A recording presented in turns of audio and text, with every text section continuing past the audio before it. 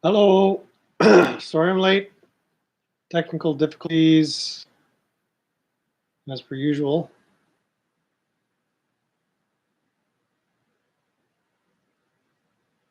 Hopefully you were early. Fumbling around with this for the last 15 minutes, 20 minutes.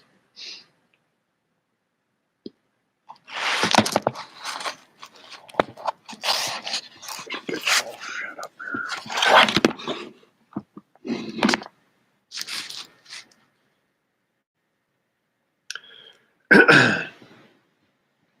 Welcome to the Homesteading Show.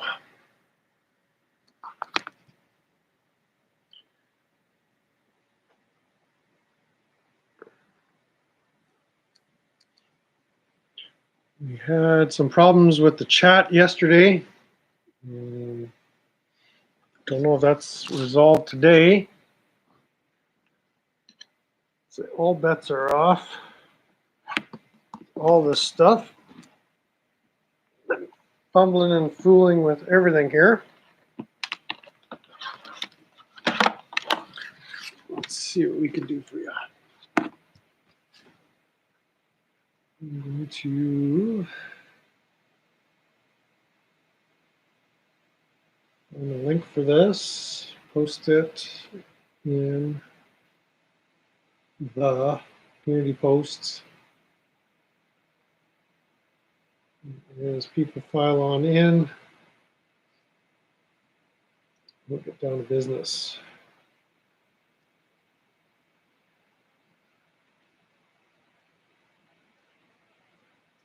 Everybody having a good day out there? An interesting day for me. I realized it was the last day of March, and I had said I was going to do one more music video, and then I forgot all about it. So I was watching YouTube, and there was a video from the Midnight Special posted just in the last day or two about the Marshall Tucker Band. And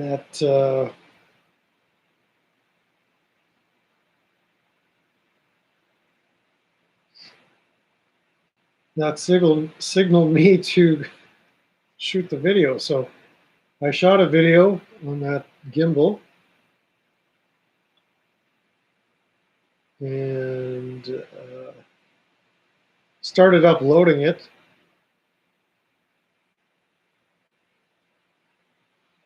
And it was taking forever. So it was still uploading. I actually canceled the upload. So that's probably not going to be available until April 1st. So I let the music community down. Okay, is that posted? Yeah, it's posted. Very good. And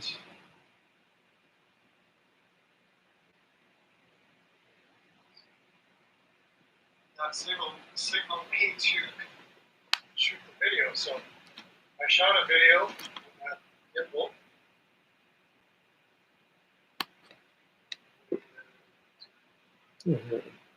Started uploading. There we go.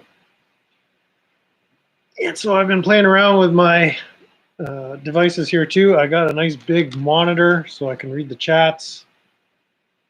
Get off it. Live chat, not top chat. And yeah, I was fumbling around with. Yesterday I had the new laptop to stream on, but it seemed that the chat wasn't working. And then I went back and looked at the video, and it was, for whatever reason, the camera video quality was terrible.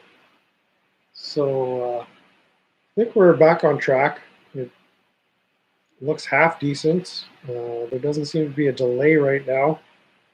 I notice, I guess that's my internet signal. I don't think that's the processor on the computer. It could be. But in any case, let's get speed here. In any case, there's a few things going on in the next, well, tomorrow, Tuesday, April 1st. Karen Reed trial starts. I haven't been following that at all. So for those of you who are interested and been living under a rock, be sure to tune in to all that coverage.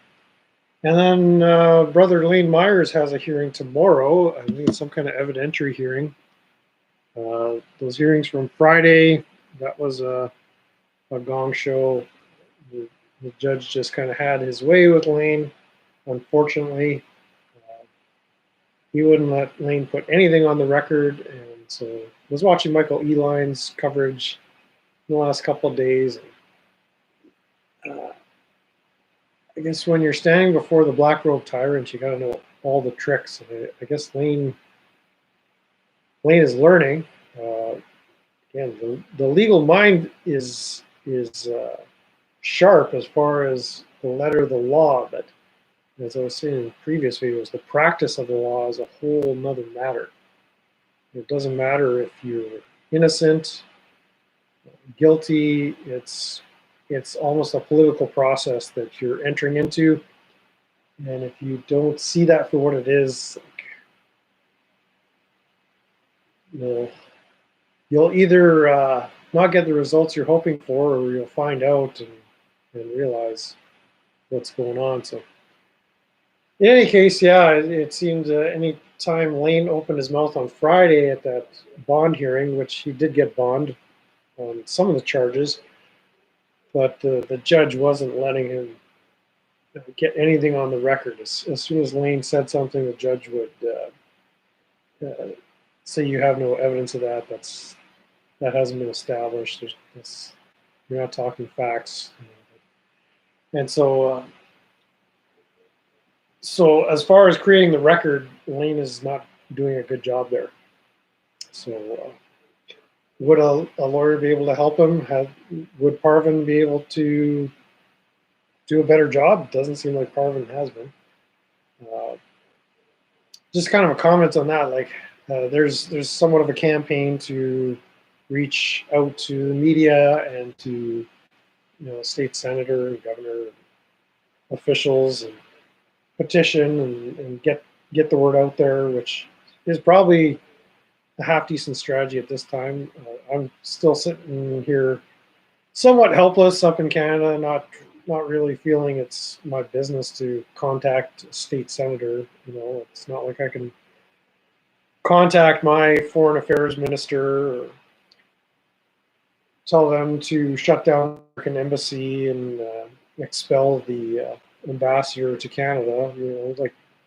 Because our government is not interested in human rights as laid out in our Constitution. And it just seems that Arizona is almost like a testing ground, whether it's Pima County specifically or Arizona. There's all these judges and former prosecutors that seem to be migrating from California to Arizona. I don't know if they just don't want to establish this kind of case law in California, or they can't get anybody to act up there. But Arizona, from what I understand, is a fairly conservative, red state. You got these former prosecutors turned judges, weighing in on these cases or hearing these cases in Arizona. Like it's almost like they're talking a completely different language, or at least the political language is different. And there's an old saying, politics is downstream of culture. And that's somewhat true. Like, and this ties into the homesteading, which I'll get to in a minute. But the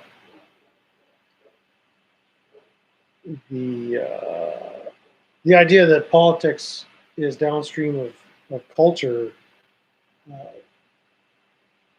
that seems to be turned over on its ear in the last decade or so, where government and politicians are trying to change the culture from the top down. And like an example would be of when politics follows culture is let's use something like gay rights. And maybe it's not the best example, but in the culture, it was never. Actually, that's not a good example because gay rights are human rights. So, um, a better example up here in Canada. That's not a good example. I was going to say the legalization of cannabis. It was sort of it was a popular move by the Trudeau government when they got into power in 2015 to campaign on the legalization of cannabis because our culture was ready for it. We weren't interested in incarcerating people for mere possession of small amounts of marijuana, and so the political process and the legal process kind of caught up. Now, was it pandering uh, by Justin Trudeau? Because a lot of conservatives, they wouldn't be in favor of legalizing, but for the most part, they wouldn't care less one way or the other. And seeing people go to jail for trivial amounts in possession, well, like that's not very palatable. Uh, so that's kind of an example of politics following the culture, being downstream of culture. Well, the flip side of that is where the culture is downstream of politics, where the politicians are trying to force a new culture on us through politics, is say the EV mandates, whether it's through COP21 or the WEF, World Economic Forum, Davos. Building all these battery plants that end up going bankrupt, building electric vehicles that nobody wants because it's just not practical in a cold climate here. The mileage anxiety or range anxiety, as they call it, like people just don't want it. They're not practical for Canada. Nobody in the United States is buying them. There were some early adopters. There's some Elon fanboys that are still cheering on the Teslas, and maybe there will be a place in the market for EVs, but nobody wants them right now. But they're being forced upon us, and so they're trying to change the culture of how we drive and use transportation, and it doesn't seem to be working. It seems to be backfiring. Another example is, well, something I mentioned in yesterday's live stream, I think, is just how extreme Americans are, and that's something I admire about that. But it's like it could also be your downfall. Like, here in Canada, we seem to be much more moderate in our approach and opinions and everything in our politics. We have an election coming up a month from now, and that's it. We announced it last week, and it's 4 or 5 weeks of campaigning, and that's it. We're done. We've got a prime minister. Whereas you in the States, it's a 2-year process, and your president gets shot at in the process, and it's just, we don't do that kind of stuff. We don't shoot at our prime minister. There have been pie in the face incidences, but shooting at presidents seems to be kind of somewhat of a national pastime, whether it's civilians or the CIA or CIA assets. We won't delve into that in this live stream, but you get where I'm going. We're just not doing that. But another example, we don't have transgenders selling beer for us up here in Canada. Whereas that's something that's been forced upon you to change the culture, and that didn't seem to go well for Budweiser, from what I remember. But I don't even know, are they still American owned?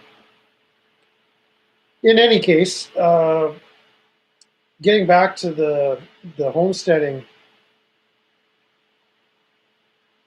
idea or ideals, if anybody's here and was watching yesterday's, if you have any questions, by all means, put them in the chat there. I want to do a couple of live videos just to start discussing kind of the headspace or mindset to get into when it comes to homesteading or getting into a rural setting for the purpose of farming, whatever it may be. And I guess just giving you some of my experience and maybe even take some lessons away from it. There'll be more videos that I'll shoot just with more practical applications.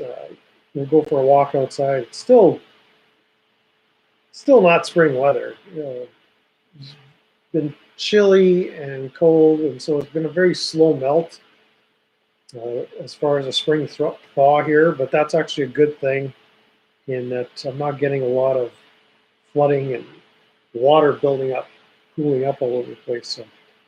So as long as we don't get a deluge of rain, I mean, these are things you got to think about.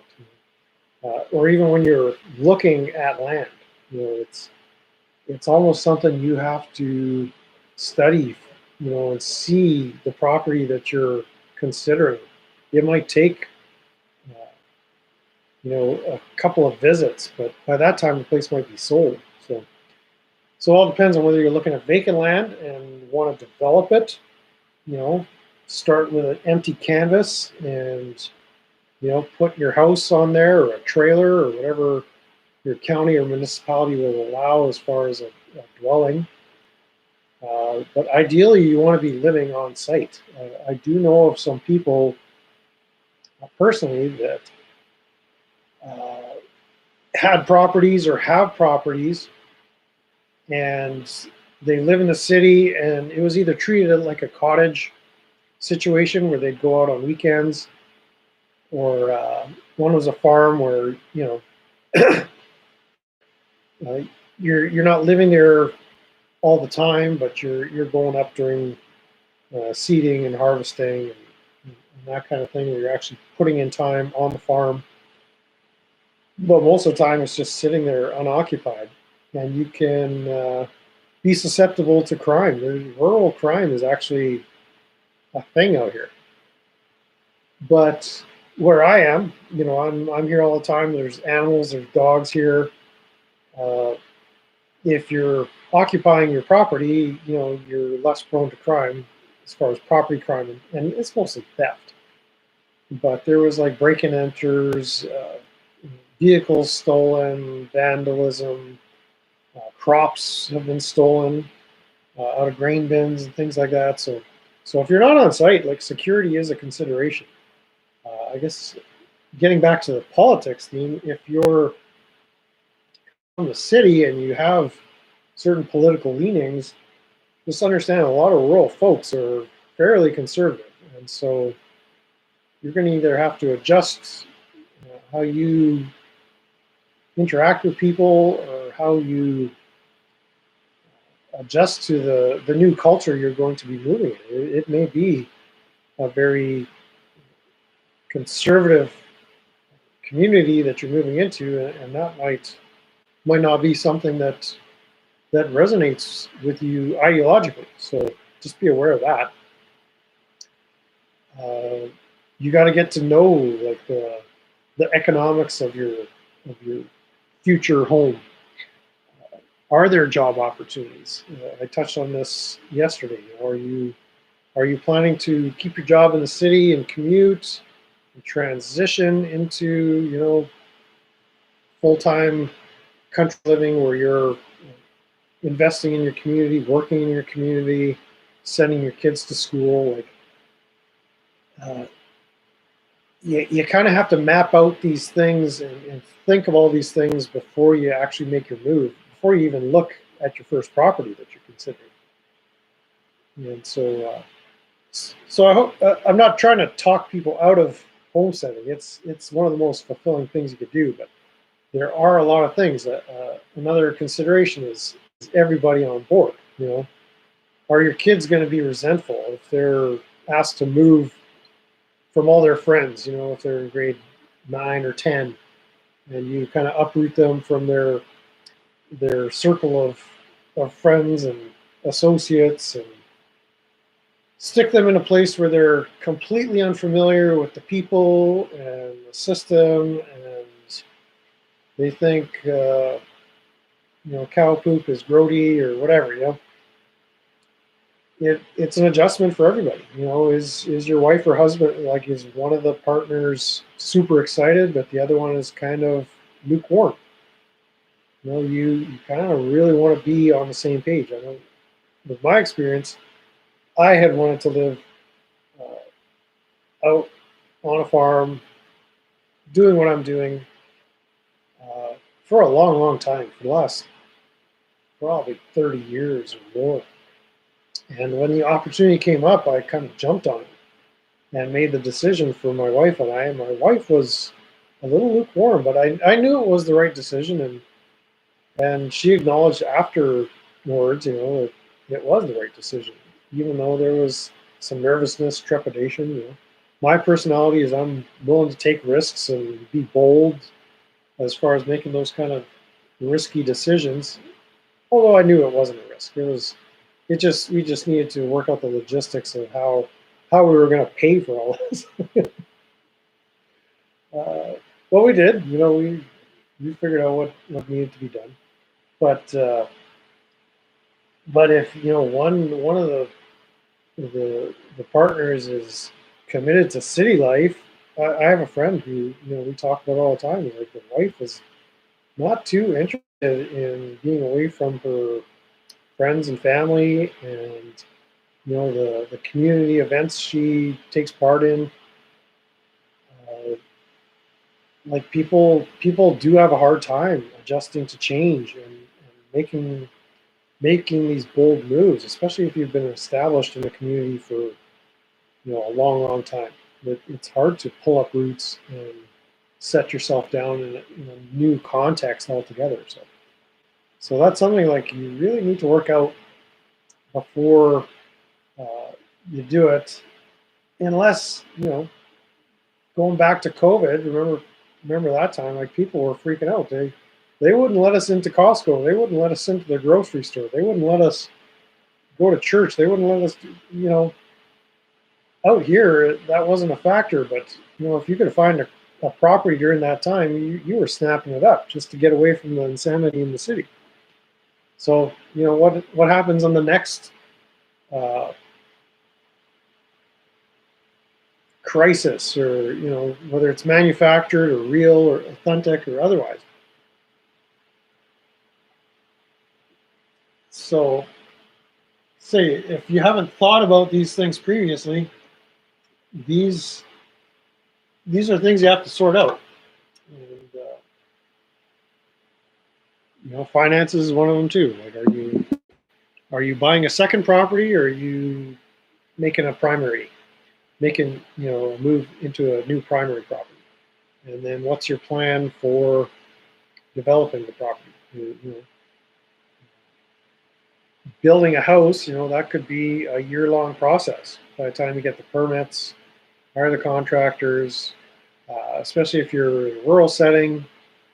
There are distances to be traveled to get building materials. Where I am, there is a lumberyard nearby, and they supplied the materials for this house. I didn't build this house. It was an owner-build house, but he had the luxury of not having to haul materials, from 30 miles away, or however long or farther. There's more remote locations that I'd prefer to be, but there's less services there. Like, where I am, give you kind of real life example. Like, I can run into town, which is a minute or two away, and I can buy electrical supplies and plumbing supplies and tools, and just things that I run out of as far as maintenance for the house. Uh, there's a grocery store right there. There's a feed store where I buy stuff for my animals and pets. That's 10 minutes away. If I was another hour away from here, which is actually where I prefer to be, I don't have any of that at my fingertips. I would have to commute and travel, so you're burning extra fuel. It's extra time. Obviously, you got to work into your schedule. If you are buying feed from a feed mill, it's so much handier to have it 10 minutes away as opposed to an hour to an hour and a half away. So depending on your location, you kind of want to see like what are the services available. There's an auto parts store. Well, there's auto parts stores kind of all over the place here. There's mechanics all over the place. Uh, there's services that are readily available. I'm not too far from Winnipeg. When I do want to visit friends and family, it's a 45-minute to an hour trip into town versus you could turn that into a 2-hour trip into town. And if you've got animals at home, well, and you got to do chores every day, well, every trip you make in a city, you got to budget for that extra travel time because your animals, they're going to care for themselves. They're relying on you. So there's all these things to consider as far as picking locations, doing your homework, I guess, scouting out all the things that you want or that you should be requiring, on your list as you're making your checklist of wants and needs. There are certain needs that you're gonna that are going to be non-negotiable. Non-negotiable. If you want to be homesteading and be 10 minutes away from Costco, well, you're really limiting your options. You could do it, but the number of properties available is going to be much diminished than if you're willing to settle with that extra travel time, that extra risk. Another thing is looking at your own skill set. Curtis Stone had mentioned these different types of capital. And really, I have no way of knowing if my chat is working. I see some people in here, but nobody's chatting. So if I can remove.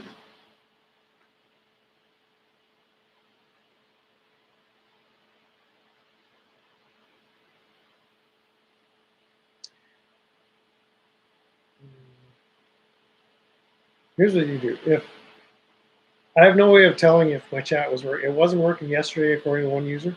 So if you're trying to chat and it's not working, open up another tab and go to the community posts and comment on my community post that says live now.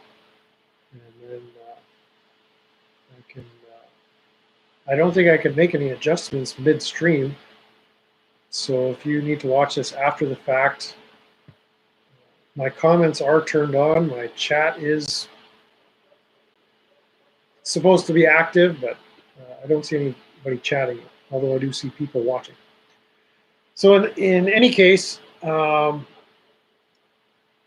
the different types of capital, like it's more than just money, fiat dollars. There's relational capital, the people that that are around you, creating community. You're making allies with your neighbors, making allies with the people in town that you're going to do business with. That's capital if you're a relational person. If you're somewhat of a loner, that's going to be, if that's your personality, or you're shy, or you're worried about what people think, or whatever it may be, like those could be hurdles to thriving in a place where you're unfamiliar and you're somewhat out of your comfort zone. You'll adjust over time, but you're going to be leaving the what do you call it? Your support, where you're moving from, where your home is, your neighborhood. You're going to be leaving friends and neighbors, and that's your relational support network right there. Another form of capital is, obviously economic. Whatever assets you have, but tangible assets, real estate assets. Is the property you're looking at, is it actually of any value? Is it going to have resale value if you change your mind? Are you going to be able to turn around and sell it if it doesn't work out without losing money? You'll always find somebody who's going to buy it for the very price, but you don't want to end up with a property that turns out it's not suited for you, and then have to dump it at a loss. Another consideration, is it suitable for raising animals, for doing the things you want to do? You have to be able to kind of answer that yourself. I'm on 5 acres. I would prefer 40 acres or 100 acres, but five five is actually pretty good. Like I haven't maxed out what I want to do here, but more land would always be better. And because of the zoning bylaws in my area, like I can't do a full blown farming animal operation just by municipal bylaws. I would need a minimum 80 acres if I want to raise cattle, for instance. On 5 acres, I can have a cow, but I can't have a herd of cattle because the land just won't sustain it. And we kind of call them poo rules. You have to be able to manage the manure these animals make. It's a shitty job, but somebody has to do it. But even that manure is a resource. It's a form of capital. That's going to be soil someday for my garden. And, I've got probably 100 yards of aging manure here that is going to be a real benefit to the next owner. I might be able to utilize some this spring, but over time, that bacteria and the composting, like that's like black gold, man.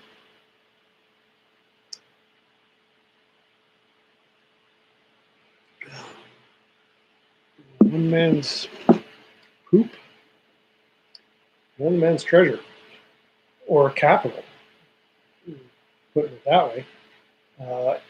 Resource capital as far as equipment. I've got a tractor I bought real cheap. It needs some upkeep and actual repairs right now, but you're going to need some tools to help you get the job done if you're homesteading and thinking about farming. So consideration there is a lot of the modern equipment, it's not easy to fix on your own. Like there's just as many complicated modules and computerized components in these things, and a place like John Deere, they kind of have their proprietary software, and you're not fixing stuff on your own. And it's not cheap. So if you're doing a small scale farm, if you're thinking of buying something new that it has a warranty and you can get some decent customer service from your dealer, well, you're looking at $30,000, $40,000, $50,000, and I wouldn't expect to make that back anytime soon. Like that's kind of not an asset. That's almost a liability unless you can get that piece of equipment, that tractor, that skid steer, or what have you, to work for you. So this thing to consider: a skid steer is a valuable piece of equipment on the farm. But unless you're doing some kind of landscaping work or snow removal in the winter, unless you're getting a smoking deal on a good used skid steer, going and buying one from a dealer or something like that, like you got to make that thing work for you. Otherwise, it's a liability, not an asset. But you need these things. You're going to need tools. I like doing a lot of stuff with my bare hands, but there's a limit. Like you can't dig a ditch with your bare hands, rocky soil like I've got here. So, and that kind of goes back to what I said about the land being suitable for what you're looking for. If you buy a pile of rocks, well, you're not going to be doing a lot of cultivation of anything. If you're buying some rich, fluffy, fertile soil, well, maybe the land price is going to reflect the quality of what you're buying. So just take that into consideration. From the beginning, I've kind of echoed Joel Salatin. I say I'm a grass farmer, and what I'm doing is trying to create the richest soil I can here. And you do that by raising animals, because they convert sunbeams into plants. that you can grow and consume. And they also make other creatures as well.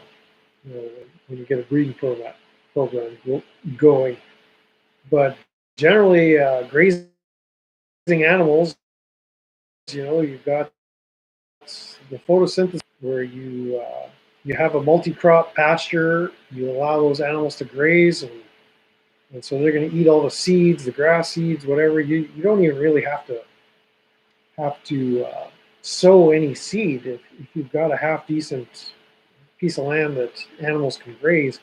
And they're going to move from place to place and put their droppings here, put their droppings there, and those new seeds will find their way into the soil, and you'll get new plant growth, and that soil will build up year after year, and eventually might take a generation or two, but inch by inch, you're going to grow your topsoil, and you're going to have some really good results as far as yields of grassland that you're able to grow for the purpose of your animals to consume. So it's a process. I can go more into detail of strategies you can use to do that, but soil is going to be a resource for you. Water is a resource.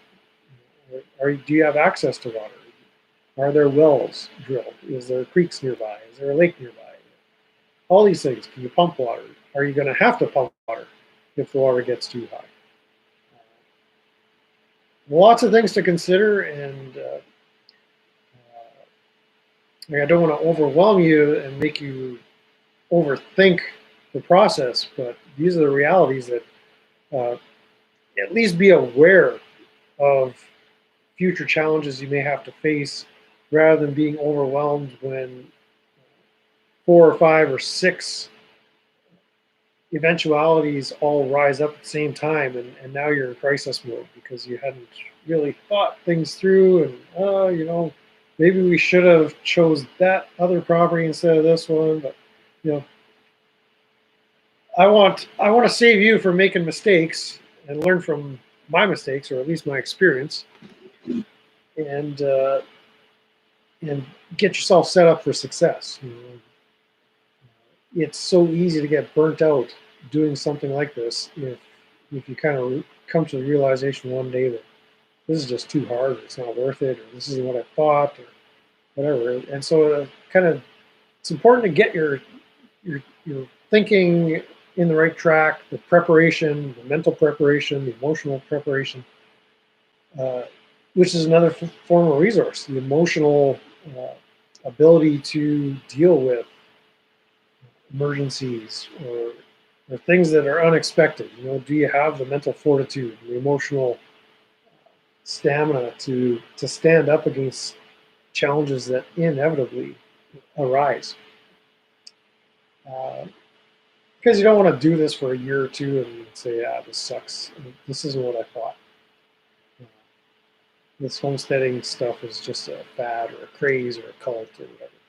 No, it's very fulfilling. I mean, I think back to the time when we first got our chickens, and I was just so in awe. I'm an animal lover. I mean, it really helps if you're an animal lover to be doing something like this kind of activity, homesteading. And it's when we got our first little flock of chickens. Actually, our first animal was a cat. I had a stray cat. A rescue cat from a kitten. The mother had abandoned it, and it was at my mother-in-law's place. And kind of the way my mother-in-law abandoned us. But that's another story for another time. But anyways, there was these 2 or 3 little kittens in the bush at her place, and so I grabbed a can of sardines and was able to rescue one, and that was the best cat ever that ever lived. I mean, I've never thought much of cats, but that cat was the best. Sylvester was his name. He was black like Sylvester the cat in the Bugs Bunny cartoons. He had the white face, the white paws, the white belly. It was Sylvester the cat, and I've never seen a cat like that. He was the best buddy. Oh, I love that cat. We don't know what happened to him. I think a hawk or an eagle picked him up because one day he was just gone. And in any case, yeah, Sylvester was the very first animal on the homestead, and then we got some chickens. And then the dogs came after that. So we moved in September. Uh, Sylvester moved in September, and then I think by October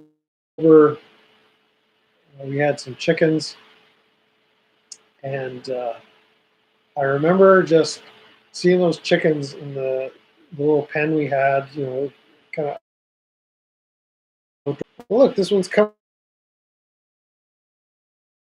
up to me. It's gonna peck my foot. Like I was just in awe when we got the first sheep creature. You know, I got to care for this thing now, but what fulfillment? You know, you want to have those, even if they don't pick up on what you're doing and carry on the lifestyle afterwards, just as an enrichment activity. That's an awesome thing for kids to have access to. So, really, don't nobody chatting. That's okay. I used to be shy too. And so yeah, these all different kinds of resource, knowledge resource, like intellectual resource.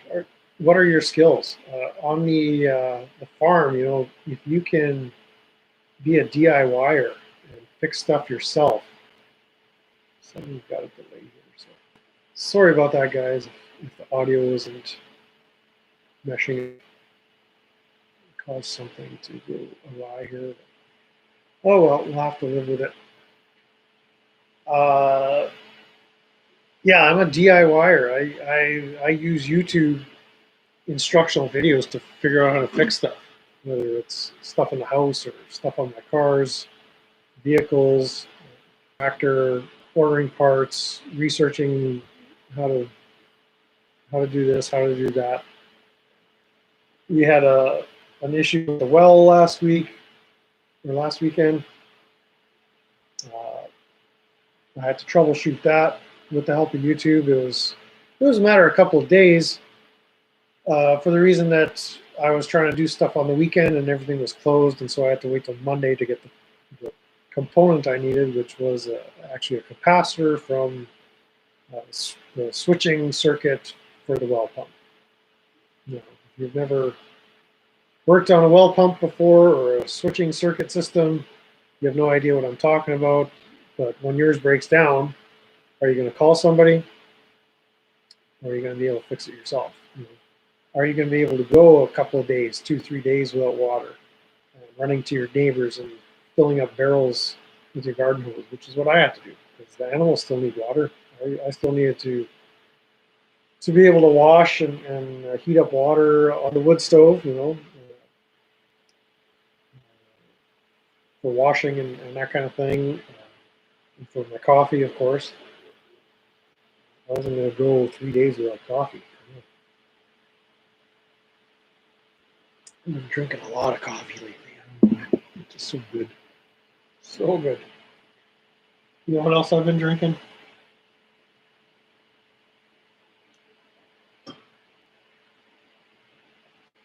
This cow juice, more of the raw milk.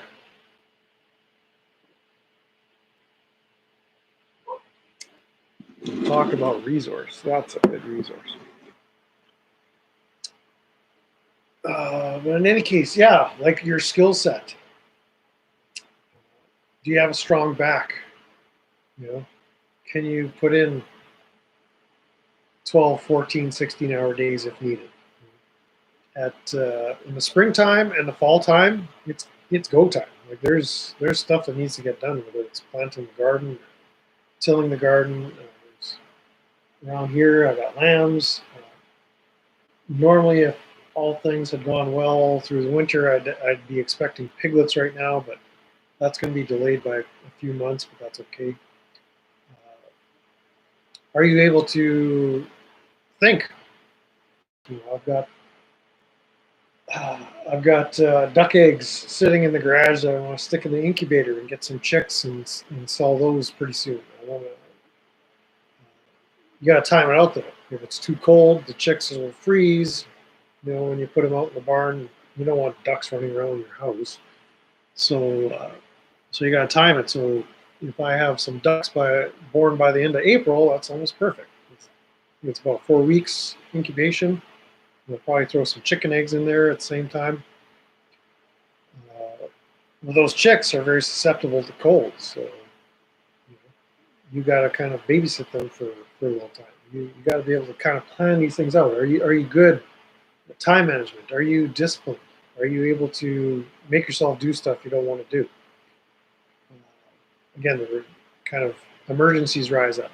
Are you going to be able to deal with something on the weekend, or if you want to call somebody for emergency service on the weekend or New Year's Eve in a snowstorm, you're going to be paying. So there's nothing wrong with paying, but is that coming out of your emergency fund, or do you have money budgeted for that, or is that going to really affect your monthly budget and your cash flow for that month? If you have to, pay somebody $600, $700, $800, $2,000, $5,000 for some kind of breakdown that you're experiencing. Got to think these things through. So the more you bring to the equation, the more enjoyment you're gonna feel as a result. So yeah, there's all these different kinds of capital. There's more than to think about. Is can we afford it? It's like, is your head in it? Are you in the game? Can you stay in the game? Can you go the distance?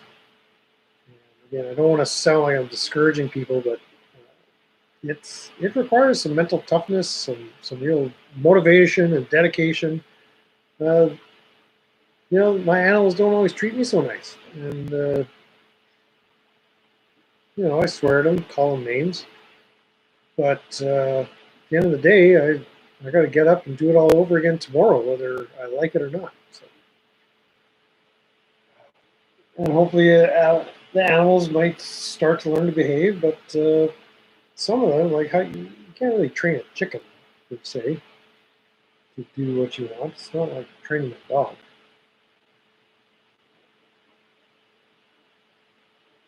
Like to some degree, you're manipulating their instincts, and so yeah. Do you have a sense of how to deal with animals? There will be a learning curve. Every time you introduce a new animal to your operation, if that's the direction you're going, learning what those animals do, what they're capable of. If you're raising cattle, you want to have a bull on hand because they can be hard to manage depending on the breed. Some bulls are nuts just by their nature. Others can be very gentle, just like a big old puppy dog. But still, you need strong penning for a bull because they're a 2,000-pound animal. He'll either have the capability to easily break your fence or jump your fence, and so you need stronger penning for a bull than you would your average cow, which tends to be more docile. So what's the fencing situation like at your place, or the property you're looking at? How much is it going to take to fence that in? How much is it going to take to make it strong and sturdy enough? A lot of times you can get away with making it just sturdy enough, but say if you're talking bull, well, that's different from a ram or a goat, a billy goat. Billy goat's not going to tear you. Well, billy goat might eat your fence. But I'm not worried about sheep breaking fence posts and breaking steel gates, but a bull can just grab that with his head and fling it across your yard. So those are kind of things to consider of what's your capability. Are you going to be breeding with a bull, or is there somebody nearby that can do artificial insemination? Or do you have a neighbor that you can put your cows with? and do some breeding. Like, again, lots of things interplay. The relational part, if you roll into a place and nobody wants to deal with you or do business with you, or you make enemies right off the bat, that makes things more difficult. Another example, like we got some new neighbors that moved in a couple of years ago, and they had these new dogs that they had just picked up, and so they were unfamiliar with the dogs, and they moved in. Nice people, but didn't have control of the dogs. And our other neighbor, just a little farther down the road, well, their dogs got into some scraps with the new neighbor's dogs, and that completely soured the relationship for at least 2 years. Just right around now, they're starting to kind of be more neighborly toward each other. But these dogs came between our relationship even forming because, again, these people were unfamiliar with their animals, and they didn't really have good control of the animals, and the animals ended up ruining things for them. And just now, it's the repairs are being made to that relationship. So that's just an example. Like you may not foresee something like that happening, but if you're not able to control your animals, that's no excuse. You're responsible.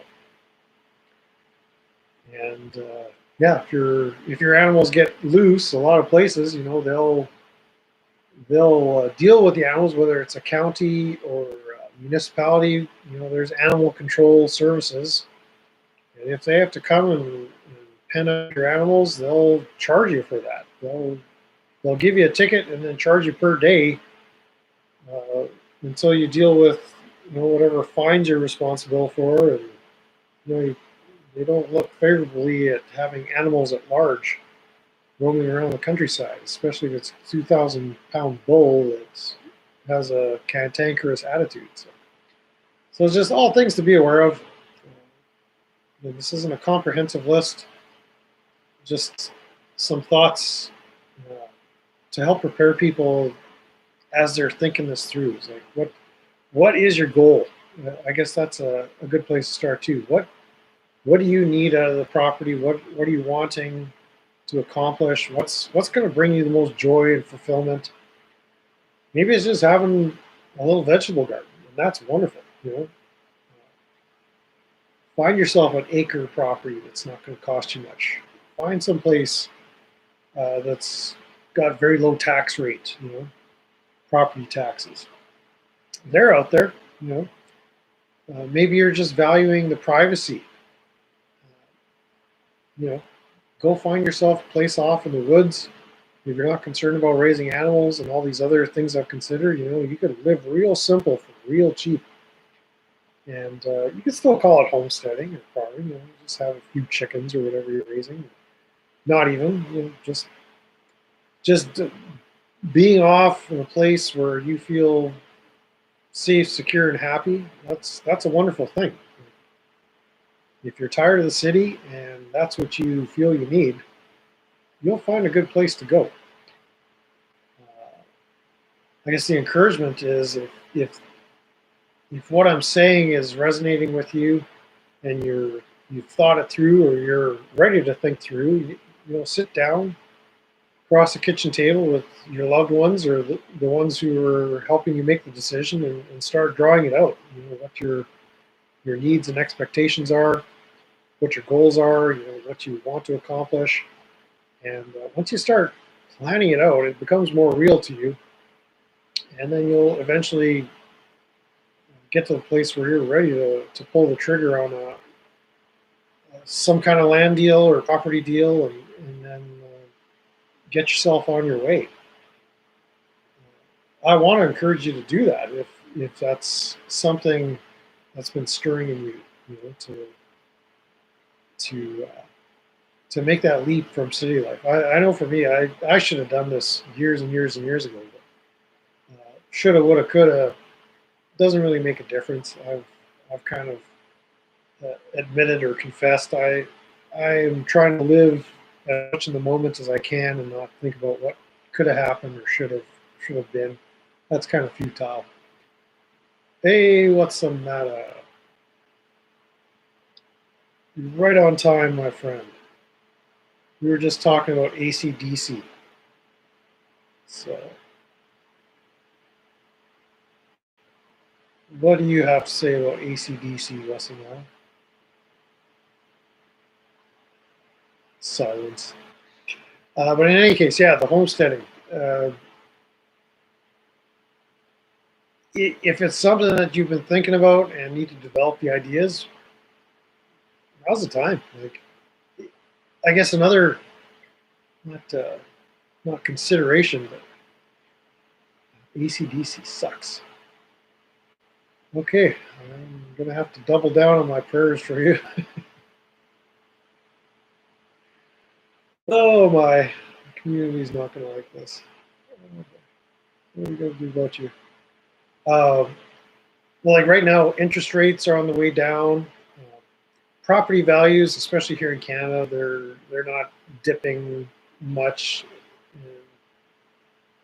and it doesn't seem like they will anytime soon. Like our real estate market has been destroyed by foreign investment and policy. Government policy has done a number. It's hard to find very affordable opportunities, and like in the last video or the last live from yesterday, like getting into farming as an occupation, well, the time to have done that was 70 years ago. It's like your grandparents needed to have some land and some infrastructure in place, and pass it down generationally to have this legacy, because you're not getting into farming now and making a living at it. So, if you wanted to do a big cattle operation, you're you're basically hoping to break even. Like the overhead and expense and investment you're going to have to put in up front. Uh, it's hard to see how you're going to ever make a return on that. Uh, Again, not to discourage you, but if you have a family or people that are in farming that have something established, talk to them. See what their plans are as far as transferring uh, their uh, their operation to uh, to the next generation. Portland property taxes on $750,000 home are 12,000. Rent on a 3-bedroom home is 4K. Yeah, like that's total crazy. Like obviously in the cities there's places, but rural properties, which is what we're talking about, the homesteading uh, fad or cult, if you want to think about it, you could find good deals, especially Portland. If you're looking in Eastern Oregon, Eastern Washington State, there's some really sweet land up there, and you're far away from the metropolitan centers and the politics. You're going to find some conservative communities and opportunities to pretty much do whatever you want at a good price and just be left alone. And so that's actually an area of the United States I've looked at. If I ever had a chance to move to the States, that kind of northeast, or that sliver kind of from not all the way up to the coast, but what is it, the coast mountains there, onward to say western Montana. That's some really nice territory through Idaho. I think a lot of Californians moving to Idaho, so they might be driving up property values there. But yeah, there's certain places that you scope out, and Curtis Stone, urban farmer, off off grid with Curtis Stone, I think he is now. He's got like this whole software consulting. I don't know if it's software. He's just using Google Earth, but it's kind of a strategy on how to locate places based on listings that are out there through real estate brokers and agencies and whatnot, websites, and so you can get a bird's eye view and a ground's eye view, and you can look up the property taxes of these places and make an informed decision. But yeah, Portland. That sounds like a nightmare. It's like living in Toronto. Pretty much the same.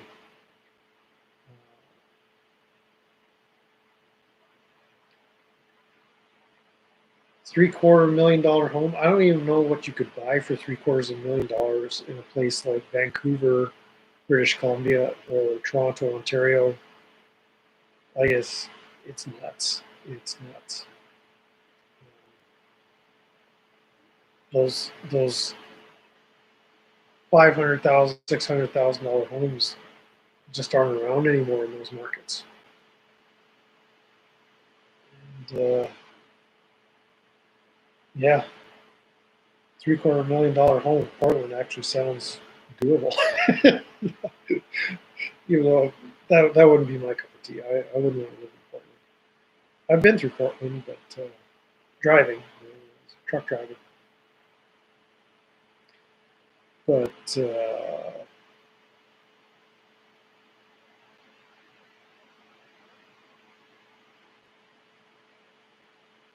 Sweetwater, Oregon. Where you have to tell me where in the states, or where in the state that is.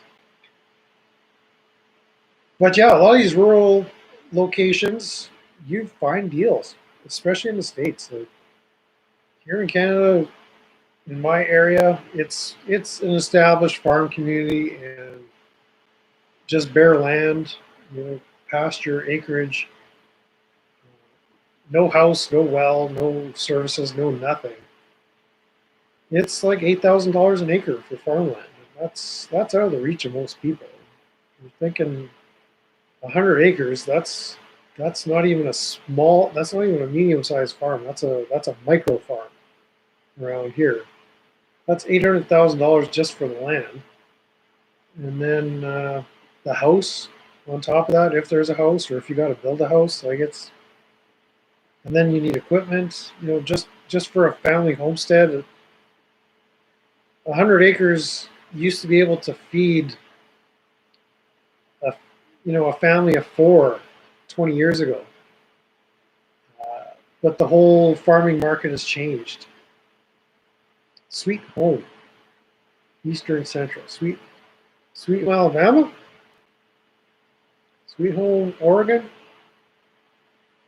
Yeah, I'm not that familiar with the state, but I've been through some of those places in western Washington.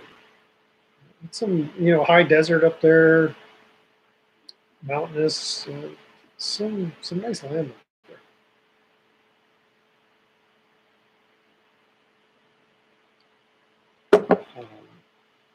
Here in Canada, like I say, our market is messed up. So if you're buying cheap land, it's because it's worthless. Whereas in the States, you can still find something for $100,000 or $200,000 that has a dwelling place that you could live and some land that you could actually do something with. Here, you're buying a pile of sticks and a pile of rocks for that much. And yeah, so we can go into more practical ways of actually locating a place. I would refer you to Curtis Stone, Off Grid and Curtis Stone on YouTube. I don't know if he's still been doing a lot of this consultation as far as finding rural properties for people. That was a service he was providing for members. Like he had started his own media website where he was posting all his content there, and there was I guess some free consult time that was included in your yearly membership. I haven't followed Curtis in a long time. I've been busy doing my own thing. I'm not looking for property in that same manner, or I don't need somebody to find property for me. But if you don't know where to begin, Curtis Stone's consultation might be a good place. And he has clients all over the world. Uh, Even just on his YouTube channel, back in the day, so going back maybe 3 or 4 years, he kind of walked through the process without giving away the trade secrets. He would kind of show you things you could look for on Google, Google Earth. You could tell where the sunrise and sunsets through the different seasons, and if you've got a southern exposure versus a northern exposure, if you're on the wind side or the lee side of a mountain, depending on where you are in the North American continent, how the Gulf Stream and wind currents affect you. Like, it's very comprehensive. Like, you could really overthink it, versus if you're sitting on a pile of rocks in the desert in a shed, married to an ogre. Like, who knows? What are you doing, right? The Shenandoah Valley is gorgeous. I mean, I don't know if there's any. I'm sure you'd find some affordable land in Appalachia country there. You know, West Virginia, Virginia, Tennessee, Smoky Mountains, Black Mountains out through there. It's just gorgeous. I used to drive truck to Manassas, Virginia all the time. We haul French fries from Portage la Prairie, Manitoba to McDonald's French fries down to Manassas, Virginia. And I just loved that drive through Wheeling, West Virginia, and all those podunk places in Ohio. Chicago, I never liked. Chicago's a shitty place to drive through. People try to hit you when you're driving a big truck. I guess they figure they pull off some insurance fraud and blame it on the truck driver. People would actually try to swerve into you. You could tell it was intentional.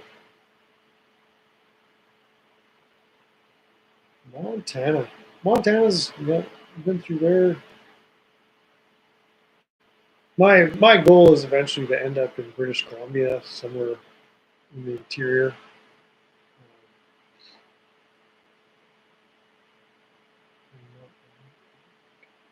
But what happens when we become the 51st state?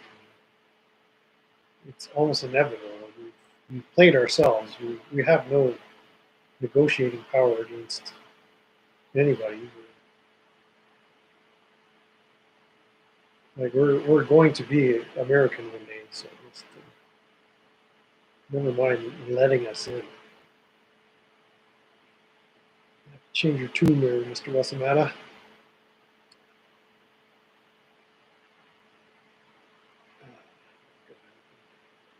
Well, no Americans want that.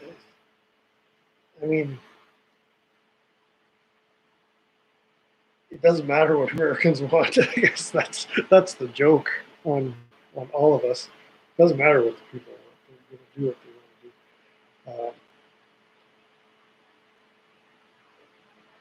do. I mean, I have this theory or this strategy that Donald Trump could employ if he really wanted to, and he might not be able to get it done in this term, but his successor might be able to pull it off. But if he were to grant citizenship or amnesty to whoever wanted in Canada, all the producers that live up here, they'd all go down to the States, probably to the lower 48, and it would be an economic drain on the rest of Canada, or the remainers, whoever stayed behind, that our crippled economy would just go into a death spiral, because our tax situation here is that nobody's interested in investing. We're setting up a business in Canada. We just chase them away with our policy.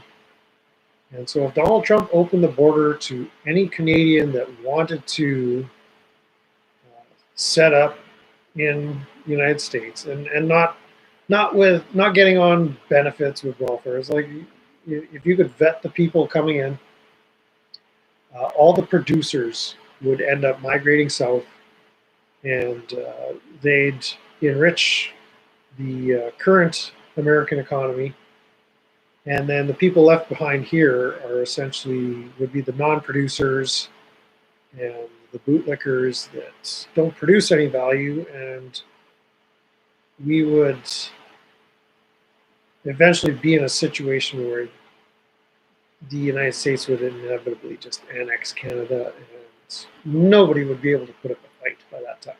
You know, living conditions would be just deteriorating uh, to the point where people would say, "Yeah, it's better than living like this." Uh, but if Donald Trump tries to strong arm the process now, there's still enough people that are resistant to the idea. It would cause such division in both countries. Too many people are opposed to it. But if he was serious and wasn't thinking about doing it within the next 3 or 4 years, if he was playing the long game and wanted to have that legacy as being the one who triggered the eventual unification of the North American Union, or however he wants to promote it, if he were to open wide the border to people that would contribute to the American economy, uh, then either his successor, whether it's Ivanka or I don't know who the heir apparent will be to the Trump dynasty, or whether he's going to plan on running again. I have no idea. I'm not trying to forecast it out. But if he were serious, it could be done easily. It would just take time.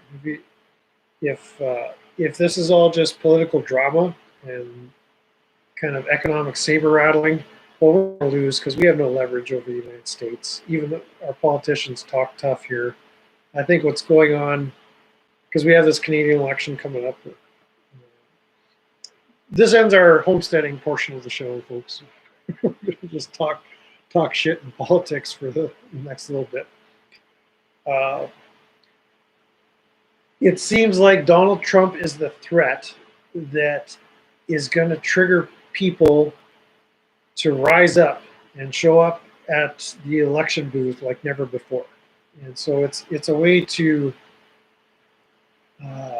create an artificial sense that we need a mandate up here in Canada. We need to show up and show Donald Trump who's boss, because everyone's still painting him as this villain. And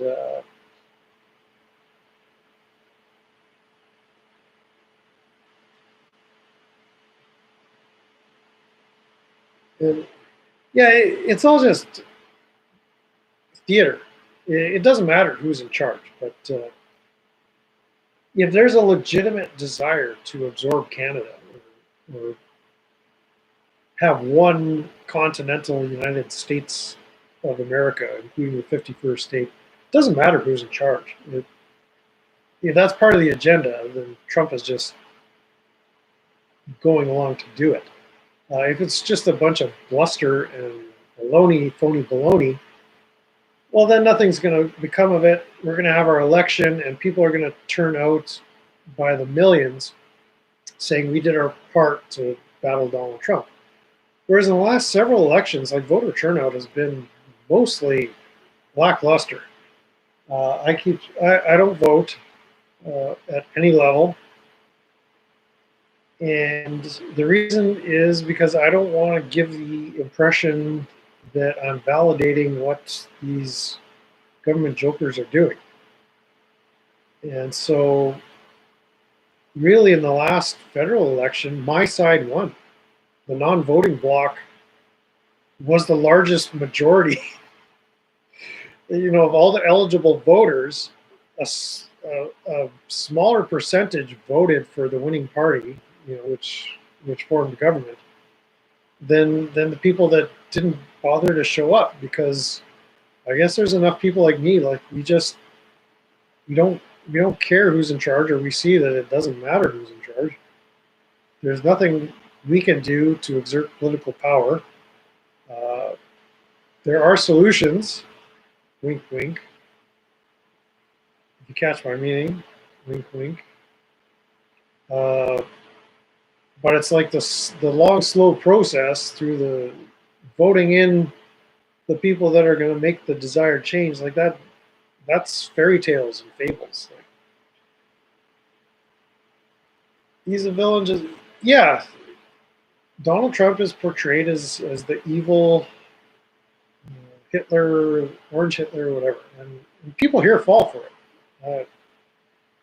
It's like the national pastime to take cheap shots at Donald Trump, and like I have no opinion about the guy. I like the trolling. Like it's a lot more comedic and funny when Donald Trump is involved in politics than when he's not. I mean, even all the Biden memes that the Trump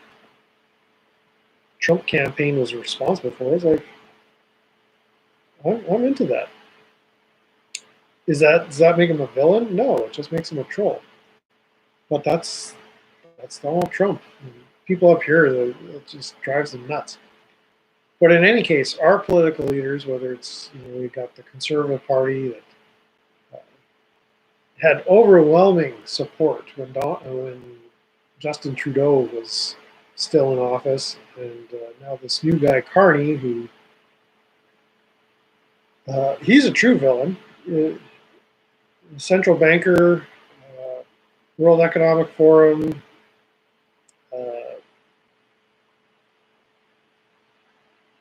Dual, triple citizenship, like it doesn't even make sense. I don't even know if he owns a home in Canada, but somehow he's the leader of our country, and they just installed him with 100,000 votes.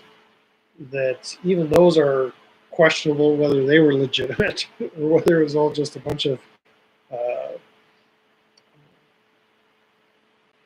CCP, Chinese Communist Party voting bloc got him in. Like we don't have legit elections here in Canada. We just don't. It's a banana republic, so it doesn't matter who's in charge. But they need to get people to show up to give it this air of legitimacy. Whatever happens, happens. Like I'll manage to not vote my way out of it. I don't know what the solutions are at this point. I just mind my own business and live my life. It's that's what I'm doing. Refusing to participate on moral grounds. Like it's protesting doesn't work. In the ways that have been prescribed to us. Petitioning your government, showing up at rallies, and signing petitions and delivering them to your legislature, your representative.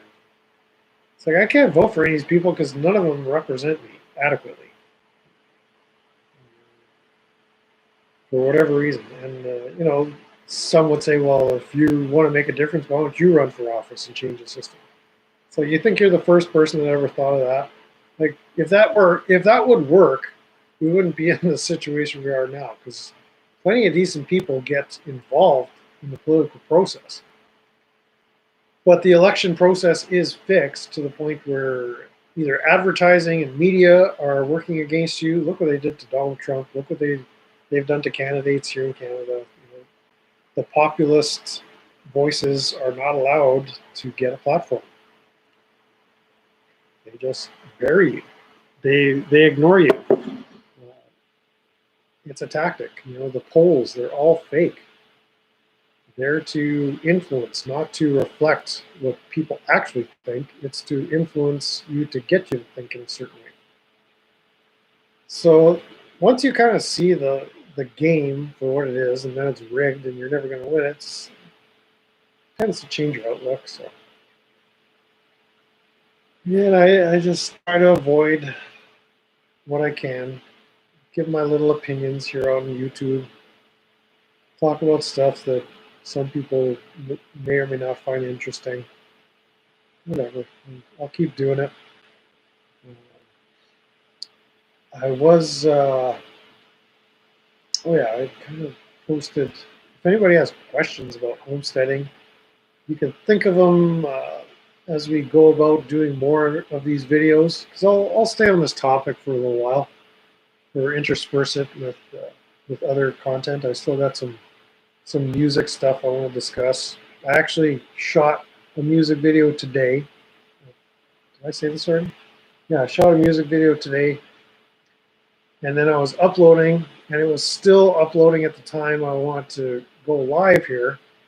And I don't think my internet is capable of uploading a video and running a live stream at the same time, so I had to cancel that upload. So I'll put that through. It can upload in the middle of the night, and there'll be a music video retrospective, hopefully fresh on your YouTubes for April 1st. Happy New Year to those who celebrate New Year's on April 1st, like I do.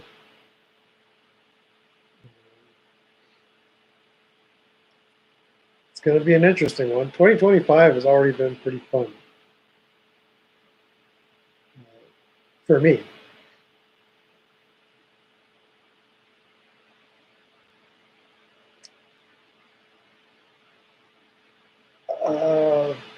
Yeah, so I don't know what if you've been following or going back and looking at some of the live streams. Yesterday, I finally got a live stream to work on my Windows laptop. It started playing, but then I went back and looked at it, and the camera, the video quality was just pretty close to potato vision. So I don't know what it's like on this. I'll see at the end of this how bad it is. It looks clear on my MacBook, which is what I'm streaming from now. The MacBook operating system I've got is too old to download any presenter or streaming service. Like I can't do StreamYards on here. I got OBS on the Windows laptop, but I still haven't figured out how to use that for streaming. So anyways, I streamed on the Windows laptop, and then so I thought that was a victory. And so I tried to do it again today, and then I attached an old computer monitor so I could read the chat a lot easier. You notice I'm not squinting so badly, getting right up to the screen looking at the chat. So I've got a monitor over here where I can read the chat, and then I've got my camera right there. But I can't read the chat on my MacBook. So, and then my Windows computer is off to the side here, just not really using it for anything, but it's attached to my monitor, so I'm able to see the screen better. The Windows computer has the streaming service on it. Audio's crappy. Yeah, it's like a piece at a time. I've got, I don't know if you saw this the other day. Just hold your place there. Get up and stretch if you need to.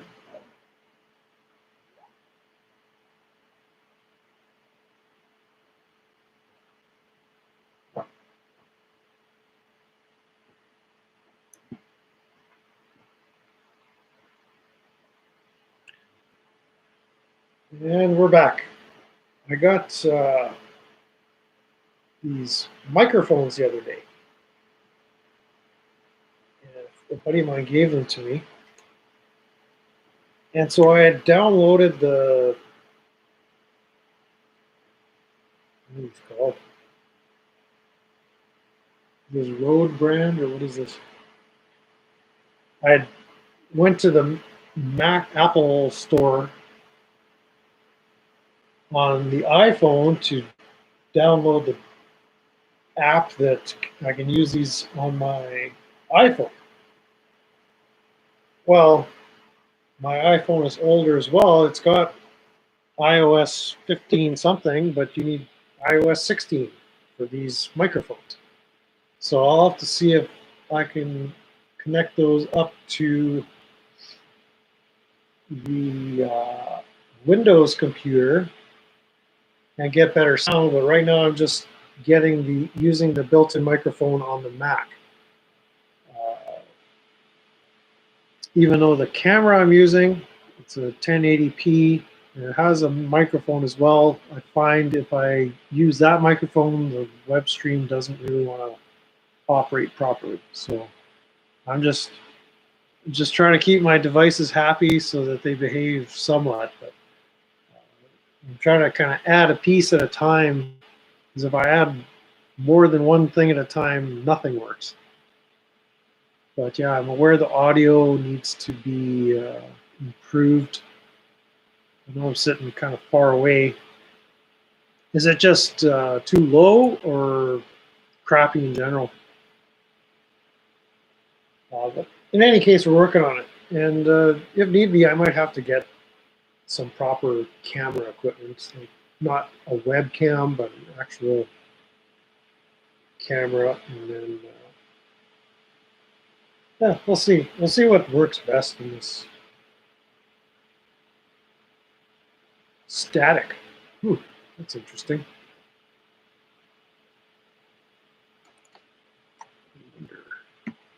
We're getting some radio interference from something that's turned on here. Static. I don't know how to mitigate that. So. But yeah, all these little pieces are coming together. I'm doing these live streams so that day by day I can make changes and experiment with this, and hopefully the quality is good enough that whatever I'm talking about, you could still make sense of it. But bit by bit, I got to see what my hardware needs are, and if I have to upgrade and get stuff, then I'll do that. Even in that regard, I don't know what I need to be doing as far as improvements. If I can make some of this hardware work with what I've got, then all is well. But if I need to invest in equipment, I'm not even sure what the next item on the list is to invest in. So it's a process. I've only been a YouTube superstar for not even 3 months now, so maybe by 2030 I'll have got the hang of this. For now, I mean, even the iPhones, you would think I should just be able to stream on the iPhone. I guess I might have to download StreamYard app or something. So, yeah, that's probably what it is. If I can't stream straight from YouTube Studio,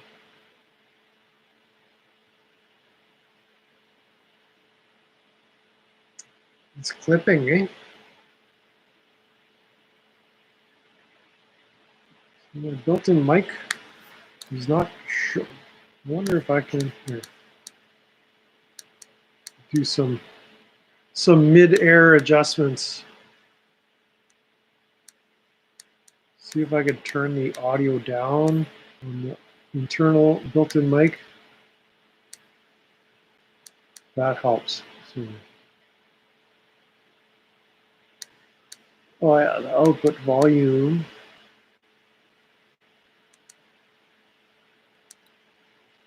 How's that? Is that any improvement?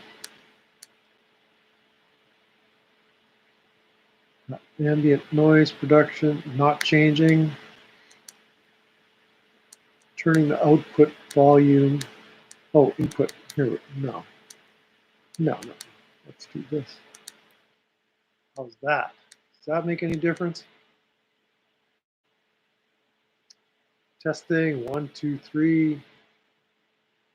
Coming in 5x5, 4x4. I got a 4x4.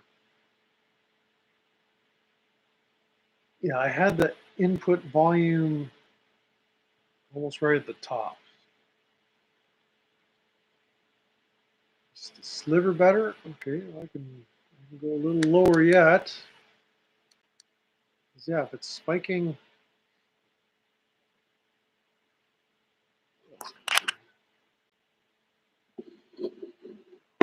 Is that any better?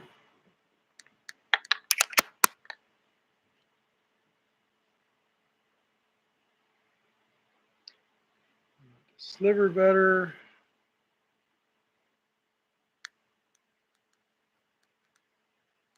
Yeah? Is that a thumbs up? So you're going to put a like on this live stream now? Going to reward me with a thumbs up? Come on. No, thanks for the feedback. That helps. This is what I need. I need your input. Otherwise, I'll just keep fumbling around and making the same correctable errors over and over.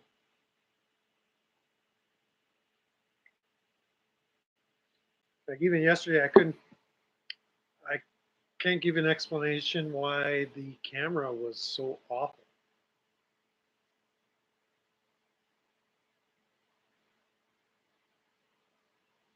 Okay, well, I can turn it down just a little bit more, but like, is the volume still okay?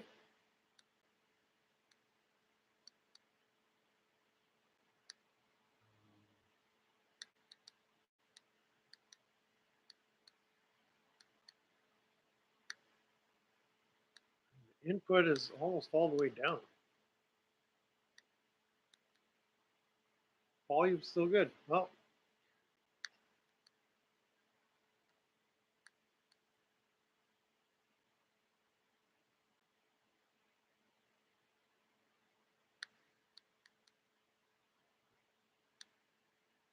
let me know what happens if I do. I hope the stream won't end, but I'm going to switch to the camera microphone instead of laptop microphone. So,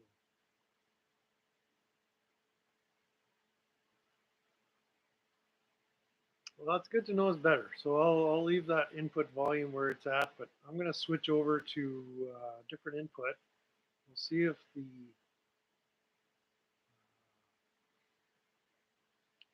camera microphone, if I can switch it from here, or if it's going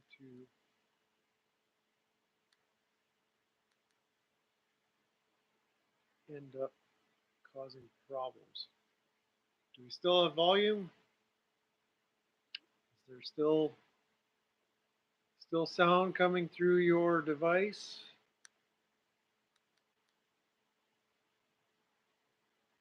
If I'm muted, let me know. 5x5. Was that better? Superior? Inferior?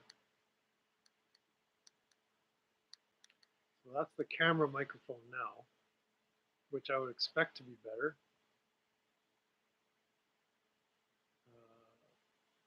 All right, we're going to leave it on here since it seems to still be working.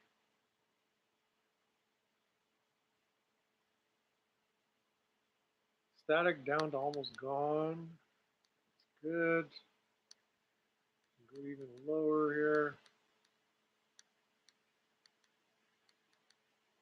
I was noticing those spikes in when I did the playback. I usually don't go back and watch any of my videos, but for whatever reason, I went and looked at yesterday's live stream and I was appalled by the video quality, and then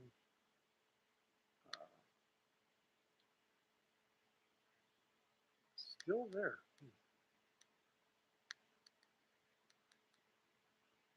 Well, we'll work on that. I do want to get these dealios going. That should make a difference, but I'm glad we were able to figure this out mid-flight. That really helps to have that feedback, so that's a success. And now, let's play a few AC/DC tunes. Now that the audio is so much better. Let's celebrate some bad boy boogie. All right. So, any questions? I think we've gone on for quite a while here. What are we at? 95 minutes. Been waffling on for 95 minutes. Actually, that's one thing. Yeah, I do miss about the States is a Waffle House. That, that's the bomb. I'm down for some Waffle House anytime.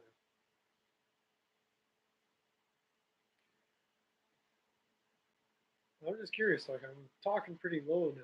It's still okay. Still hear me?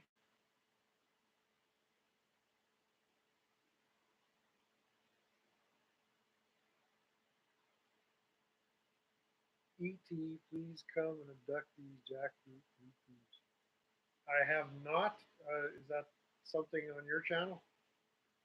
I actually haven't been watching a lot of auditor stuff. I'm on Smurf Watch, trolling everybody else.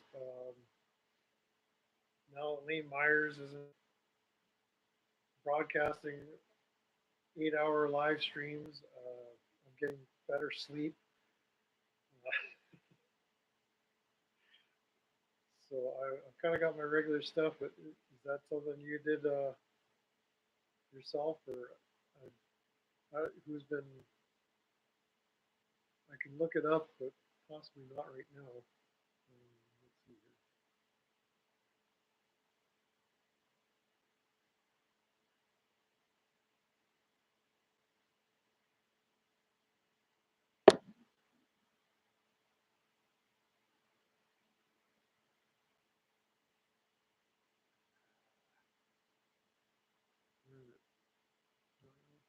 here. ET, please come to.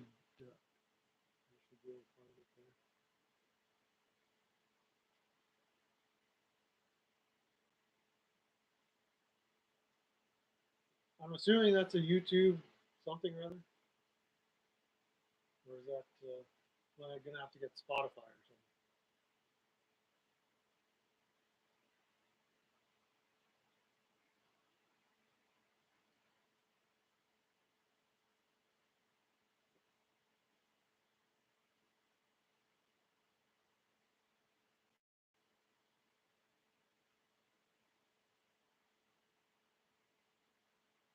Okay. I don't see it on YouTube, so you're gonna have to help me out how I can find that. Back to our regularly scheduled programming.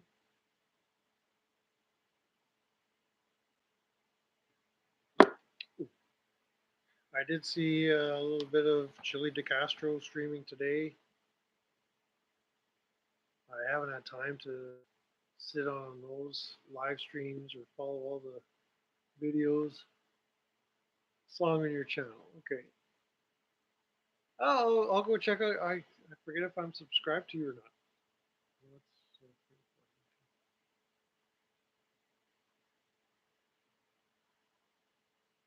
Everybody subscribe to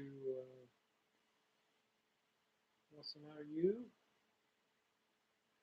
Oh, well, what's your. No, I remember there's a What's the Matter You page, but it's not you. It's another What's the Matter You. You're not the only What's the Matter You on YouTube. So what's your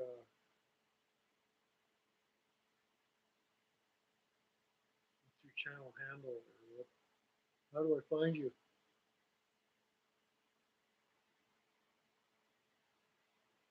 The one I was looking at was like car repairs or something, small engine repair.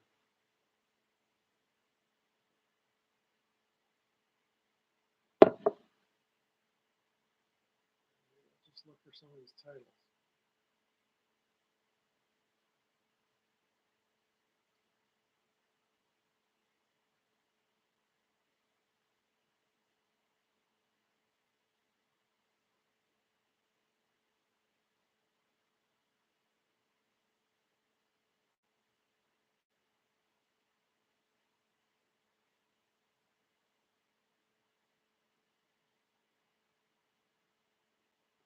Chevy!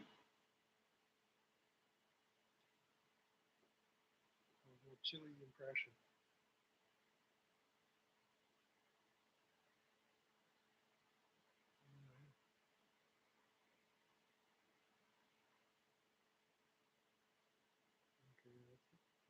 right title because all I get is Chevy repair videos and Scotty Kilmer.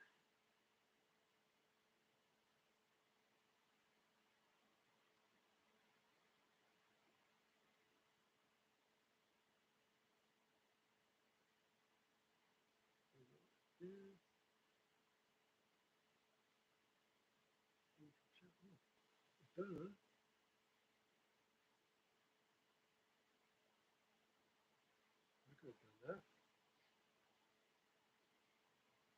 Oh, okay. Yep, yep. That's you. Okay. Subscriber. All right. Now, yeah, I was looking for your channel some time ago, and when I typed in "What's the matter, you?" it didn't come to this channel. Now you know where you are. Everybody can subscribe. Send them super chats. You want to do live streams? Cough watching or what? Yeah, I'll figure out how I can do share screen and whatnot. Some of this is proving to be more difficult for good old Generation X here than I thought it was going to be. But that's okay. We're learning. And when you're laughing, you're learning too. So hopefully people come in and either laugh at our jokes or just laugh at me, laugh at my hair. It's time for spring cleaning pretty soon.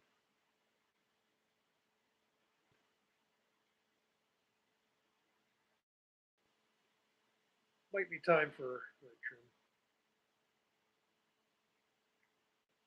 So, in any case, I'll start checking out some of your content there. But I am delighted that the sound was improved. I'm starting to figure that out. I mean, that's with this microphone. Once I start adding other microphones, who knows what's going to happen. We'll do more adjustments as we go. I think that's cool.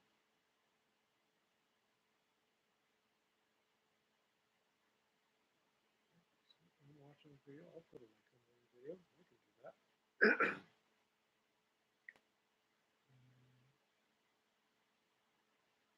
Yeah, this setup is actually kind of handy here now. I can read the chat. I'm liking this. So yeah, improvements are slowly being made. Not the most compelling, engaging content. You got guys like What's the Matter You helping out. High five.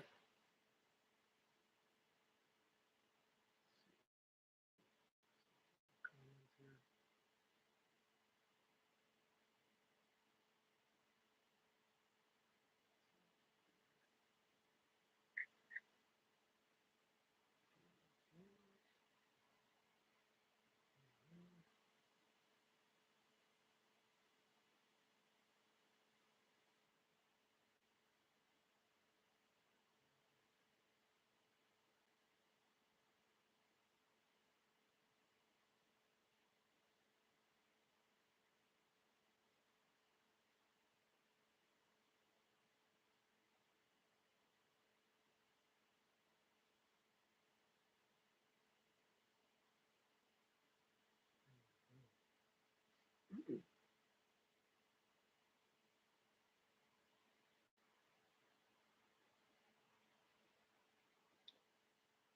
Anyways, I think we'll call it quits because I gotta get to bed, head into the city tomorrow. I'm all out of cookies. So we gotta replenish our supply. Got some errands to run. And get that video uploaded from earlier today. What else? I might your meme man. Yeah, like these are the things I need a meme man. or I need a thumbnail guy, or whatever. I'm not in any rush, but I kind of figure over time as people come together, you find the talent and people that love doing stuff. I There's no way I'm going to spend time making memes or thumbnails. It's not going to happen. So nobody kind of comes alongside me, and eventually it's like I'd be happy to pay if there's good value in that. But I've got no graphic art skills. I just barely have any videography skills here, so that's not a skill I'm willing to invest a lot of time learning. Uh, Maybe wintertime is a slow time, so maybe through next winter I can pick up some of these things. But yeah, if Jeff's got a channel, we'll check out his stuff. I'm interested in finding people to collaborate with as far as ones that do get a kick out of making the stuff. I don't know if you've ever spent any time on Lane Meyer's channel, but the guy who does his thumbnails, I mean, that's gold. Like they're friggin' works of art. Amazing stuff. And I mean, if you're not part of the Lane Myers community, it looks a little too off the wall. But to the people that have been part of his community and following his progress, I mean, it's just the thumbnails are something to behold. And yeah, like for me, art is like that mysterious, esoteric thing where I can't just force creativity to happen and make it appealing to a widespread audience. I might have stuff that somewhat appeals to me, but artistically, I mean, look, I'm wearing old, tattered hats and sweaters. And, I mean, this isn't a feast for the eyes, if you know what I mean. So aesthetically, I'm not the guy you want to consult with as far as visual aesthetic appeal and creative brilliance. If there's any brilliance, it's in the coffee I make. That's about it.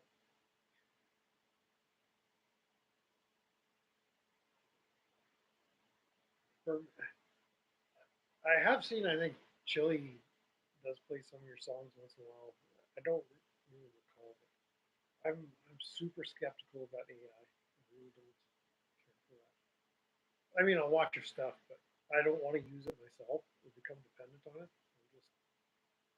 It's part of that generation alpha brain rot. I was talking about that the other day. I think that AI is going to lower our cognitive abilities in general the more we come to embrace it and eventually depend on it. So I've been resisting a lot of technology in general. I'm only on YouTube now because I see that the timing is kind of advantageous to be doing something like this. But I'm not sold on the AI. I'm not saying don't do it, but for me, I don't need AI on my farm or on YouTube at this point, so I'm not going to bother with it until there's a time where it becomes clearly necessary for me to use it. I'm highly skeptical of the AI.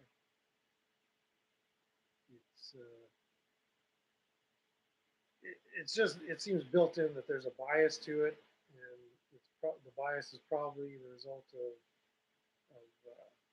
the Chinese Communist Party. All these large language models, uh, they don't vibe with my ideologies or my philosophies. So, and as well, like a lot of them, especially like people have been using it for legal briefs and things like that. Like the AI will lie to you because it's trying to win your trust. So it's never going to disagree with you. So all of your legal arguments are the most brilliant arguments since Clarence Darrow. You know? Like it's going to say, oh, you've got a surefire uh, winning case here, but AI is not suited for real life applications in the law. Again, there's the letter of the law. There's what AI thinks is the letter of the law, what you think the letter of the law is, and then there's the application of the law when you're standing before, what do you call them, a blue jack blue cuckoo or black robe tyrant. I mean, it's a whole different ballgame.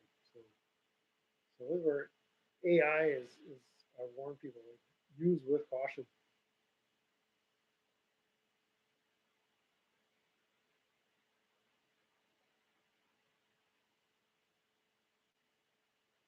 Using AI is different, but takes skills as well. Yeah, well, like I say, it's generally going to give you what you want, even if it seems like it's arguing with you. Like eventually, you're going to convince it over to your way of thinking, and so it's sort of. I think it'd be neat if we could actually train AI, and that the large language model would incorporate what the AI is learning, or being trained to to think as being reality. But it almost seems like every conversation you have with AI is going to lead you back to yourself. That it's just going to eventually agree with you. I could be wrong. I haven't been following the trends in AI and kind of these large language models very long, but it does seem like there's that it's a tendency for it to be too agreeable. And for certain applications, it might come in great, but there's other applications just fraught with landmines. And, like Andy Edwards, I don't know if you've been following Andy Edwards, if you've been looking at my other content, but he's done some AI and computer generated content, videos, music, and it's just weird. Like it lacks human creativity. Like it to me, it sounds like it lacks that human spirit. If you want to use that term, it lacks any soul that's in the music that I've always responded to. So if and it kind of gets down to the philosophy of music, like what is music? Is it just sounds? Is it rhythm, harmony, and melody? Is it more than that? I think that human creativity and imagination is intrinsic to music, and I don't think AI will ever capture that properly. Well, we doing Sasquatch stuff now.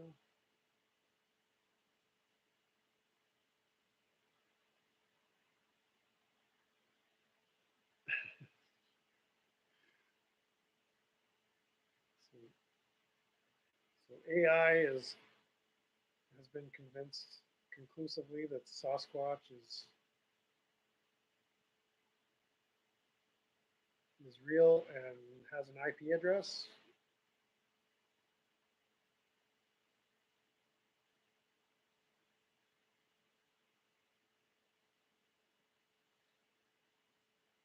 Yeah, so AI telling you what you want it to hear, I think that's part of the strategy to put your guard down and trust it more in order that you'll let it do more for you. And eventually it's going to do so much thinking for you that you forget how to think on your own. And that's the dumbing down. That's the road to idiocracy. That's the lowering of our cognitive abilities. Just lowering draining more water out of an already pretty dried up pool. I don't know. Being on a farm, you gotta stay mentally sharp. Like, this is real life out here. Right? You make one wrong move, and they're carrying you out of the bag, man. Like, there haven't been any real close calls here, but man, you could be working on a piece of equipment, either thing falls on you, or there's some spring-loaded uh, part that's gonna break your arm or hit you on the side of the head. I mean, when I was working at the auction mart just down the road, I got kicked by a bull calf. It was 800 or 900,000 pound animal, and it kicked me right under the ribs. I mean, if it had kicked me in the neck, I'd be gone, you know. Or if it had broken my whole rib cage, you know, I'd be in the hospital. But it kicked me right under the rib, right kind of in the soft spot of my gut. I mean, it could have ruptured my liver or something. Man, that was a close call. That thing kicked me hard enough that I lost my wind, and like that. I guess that was a close call. I mean, it wasn't on the farm, but it was kind of farm related.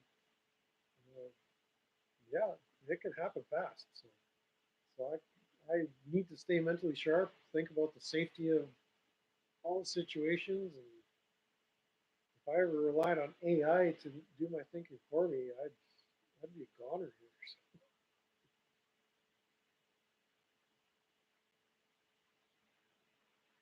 So it's convinced AI is not real, but it's trying to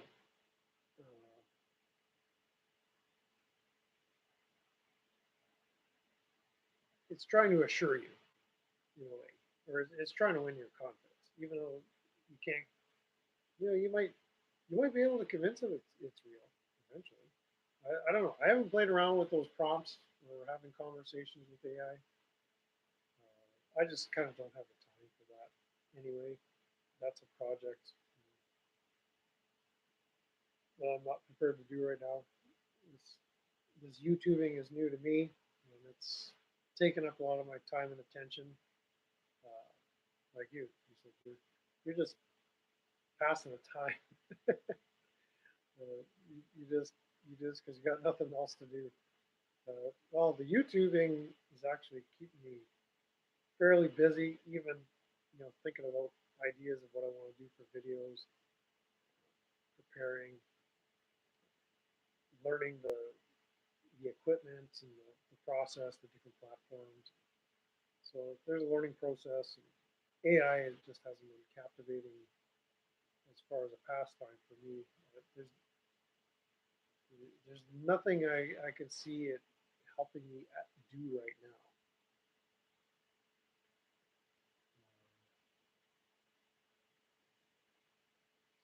So in any case, have fun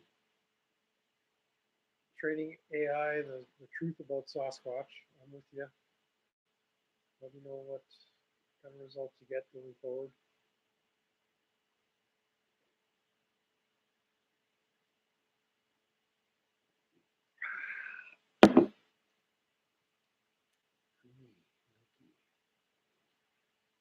Very nice. Anyways, I think yeah, we're at 2 hours now. Nobody's gonna click on a 2 hour live stream. Farms. Thinking.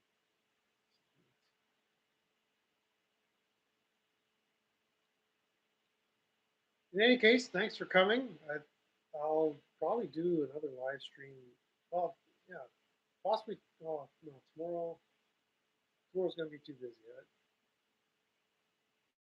We'll see. We'll see. I think by the time I get back from town, and do what I need to get done. I'll try to do one tomorrow, but if not, there'll be one before the weekend, and typically try to do live streams on the weekend. So, We don't see each other tomorrow. Tune back in later this week. I'll put community posts announcing upcoming live streams, and then there may be videos just uploaded here or there as I get inspired to do so. But I think we're going to wind her down for tonight, and I hope you got some value out of this. I appreciate the help with the audio. That's awesome. I can't figure this out on my own. We'll figure this out together. I really appreciate that. Thanks for coming. Like, share, subscribe, blah, blah, blah, blah, blah. And have a good night, everybody.